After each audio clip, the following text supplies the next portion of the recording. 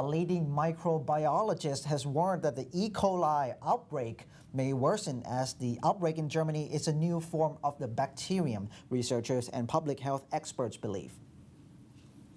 The infection can cause a deadly complication, hemolytic uremic syndrome or HUS, affecting the blood and kidneys. More than 1,500 people have been infected and 18 have died, including 17 in Germany and 1 in Sweden. In the UK, 3 British nationals have been infected. All had visited Germany. The World Health Organization, or WHO, said the variant had never been seen in any outbreak situation before. Scientists at the Beijing Genomic Institute in China are also reported as saying the new form was highly infectious and toxic. The Health Protection Agency said it was likely to be a new variant of the rare strain O104, possibly with a newly acquired ability to infect large number of people. In a statement, it said, while there is a lot more that we need to learn about this bacterium, the evidence that is already available tells us that the German authorities have been dealing with something new. Professor Gad Frankel from Imperial College London, the Sanger Institute and the Medical Research Council said this is a new combination and a deadly combination. It has a gene which produces a toxin and another which helps the bacterium colonize the gut more efficiently, which effectively means even more toxin is produced. A Malaysian social activist is apologizing 100 times on Twitter in an unusual settlement with a magazine publisher in a defamation case, his lawyers said Thursday.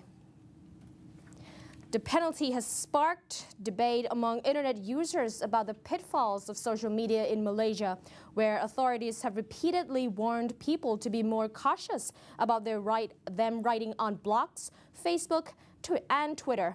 Fahmi Fazil, an opposition politician's aide and respected commentator on social issues, claimed on Twitter in January that his pregnant friend had been poorly treated by her employers at a magazine run by Blue Ink Media.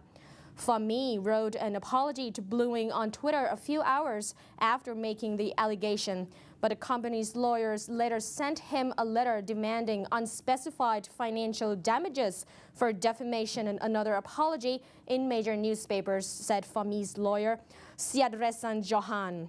Siadresan said Fahmi settled the case this week by agreeing to apologize 100 times over 3 days on Twitter, where he has more than 4,200 followers.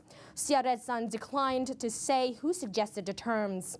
Over the past year, Malaysian authorities have arrested or charged several people who made statements on Facebook that allegedly insulted the country's royalty or stirred religious tensions. A government minister has also filed a defamation suit against a blogger who accused him of raping an Indonesian housemaid. We'll take a short break, but we'll come back with more economic news and a special interview live in our program with Kun Tony Lohit Nawi, who will tell us about the Fed's Reserve decision to end the QE2 by the end of this month.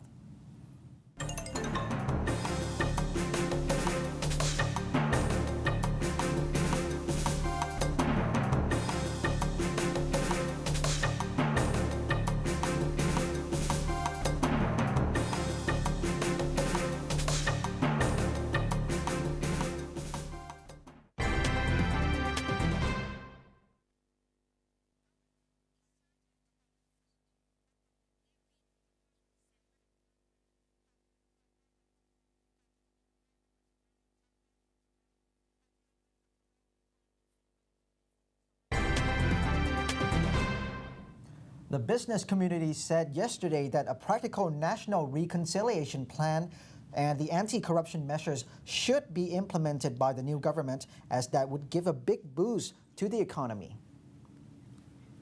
Political conflicts over the past 5 years have cost the country in terms of lost economic opportunities, higher growth, and competitiveness, said Paiboon Nalintarangun, chairman of the Federation of Thai Capital Market Organizations. Investors have low confidence in the economy, because they are worried about political uncertainty having an adverse impact on business, so they do not commit to long-term investment, he told a seminar hosted by the Chat Thai Patana Party. Dusit Nontatnakon, president of the Thai Chamber of Commerce, said a national reconciliation policy that actually works, as well as efforts to counter corruption, could solve the country's woes. If the country is unable to get rid of the political divide and widespread graft, investors will not come here. They will also go to Vietnam and Indonesia, as investment there can also get tax privileges under the Asean Economic Community in 2015. A few selfish people have caused the damage to the country over the past few years. Now time is up for a political conflict. We have to move on, he said. ประสานไตรรัตน์วรกุล Governor of the Bank of Thailand, stated that listed companies will be able to do currency transaction like the commercial banks. This new opportunity would be possible if only the listed companies are well prepared, particularly with the regulations to monitor the process. This will facilitate foreign investors to manage risks in running businesses and cope with the competition. Moreover, the Bank of Thailand will increase the financial products in accordance with the currency exchange rate in the future market.